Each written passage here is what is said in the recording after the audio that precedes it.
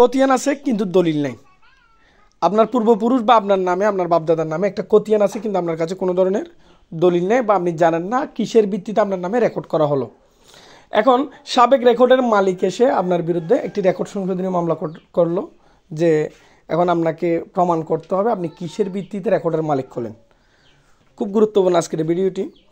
যদি আপনি জানতে পারেন, আমি যদি উদাহরণ দিয়ে বলি, বিএস রেকর্ডে আপনার নাম আছে, আরএস রেকর্ডে অন্য একজন ব্যক্তির নাম, কিন্তু বিএস রেকর্ডে এসে আপনার নাম আসলো, তখন আপনাকে প্রমাণ করতে হবে আসলে কী মূলে আপনি বিএস রেকর্ডের মালিক হলেন। এরূপ সমস্যা কিন্তু অ্যাভেলেবেল। সেক্ষেত্রে আপনার প্রথমে আপনাদের প্রবীণ মুরব্বী যারা আছে ওদের মাধ্যমে আগে জেনে নেবেন আপনার পূর্বপুরুষ এই জায়গাটা কারো কাছ থেকে ক্রয় করছে কিনা। যদি ক্রয় করে থাকে কত সালে ক্রয় করছে এরকম একটা ধারণা নিয়ে জেলা রেকর্ড রুমে গিয়ে দাতা গ্রহীতার নাম দিয়ে আপনি তল্লাশি করতে পারেন, সম্ভাব্য তারিখ সাল দিয়ে তল্লাশি করতে পারেন বা দাগ নাম্বার খতিয়ান দিয়েও তল্লাশি করতে পারেন।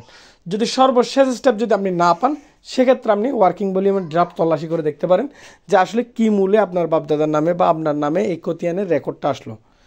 পরবর্তীতে ওয়ার্কিং ভলিউমের ড্রাফট তুললে আপনি জানতে পারবেন কী মূল আপনাদের নামে রেকর্ড করা হলো বা কত নম্বর দলিল মূলে রেকর্ড করা হলো, কোন সূত্রে আপনার নামে রেকর্ড আসলো। ধন্যবাদ। আসসালামু আলাইকুম।